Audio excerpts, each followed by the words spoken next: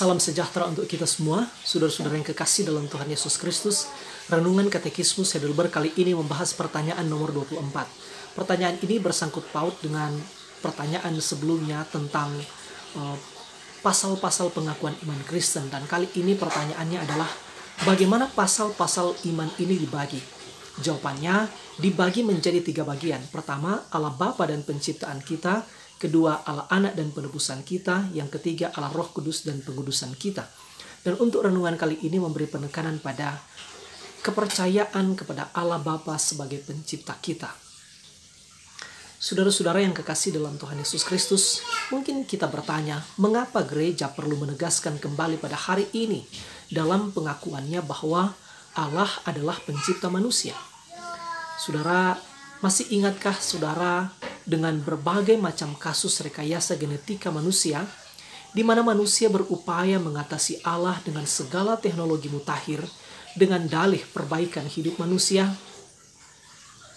Saudara-saudara, pengakuan iman rasuli mengakui bahwa Allah adalah pencipta langit dan bumi beserta segala isinya termasuk manusia. Kalimat ini merupakan perlawanan terhadap upaya manusia modern dalam rekayasa genetika yang dapat memberikan ruang bagi pelanggaran dan pemerkosaan terhadap hukum Allah. Manusia bukanlah benda yang dapat ditaruh dalam laboratorium penelitian manusia guna reproduksi atau penciptaan manusia kembali.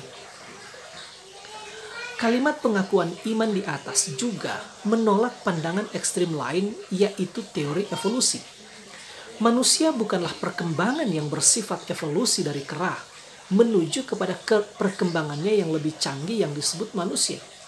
Manusia sejak mulanya adalah ciptaan yang telah diciptakan Allah dalam gambarnya sendiri. Sesungguhnya Allah melihat ciptaannya itu sungguh amat baik. Manusia ditempatkan di Eden dengan segala kapasitas untuk mentaati Allah dan menyembah Dia selalu. Jikalau manusia adalah pribadi yang dihormati Allah sebagai gambar dan rupanya, sebagai perwakilannya di dalam dunia untuk mengelola karya ciptaannya, maka hendaklah Allah saja yang berhak atas kehidupan manusia. Mengenal Allah dan tujuan penciptaannya dalam setiap diri secara pribadi adalah sangat penting. Pengenalan yang benar ini menolong manusia menghindarkan dirinya dari 2 jurang penghancur dalam hidup, yaitu kesombongan dan rasa rendah diri. Kedua sikap ini adalah pembunuh nomor 1 dengan berbagai macam kedok yang menyusup masuk ke dalam diri manusia. Mengetahui bahwa kita adalah gambarnya sendiri berarti mengetahui bahwa kita memiliki tugas mulia yang telah diberikan Allah kepada kita. Pemahaman ini juga menolong kita menghargai sesama manusia dengan segala kelebihan dan kekurangannya. Demikian juga pengenalan ini akan memperkokoh jati diri dan identitas kita. Pada masa lampau, hanya raja saja yang dianggap sebagai titisan gambar dari Allah atau dewa sembahan mereka. Raja atau penguasa dapat melakukan apa saja terhadap manusia yang ada di bawahnya.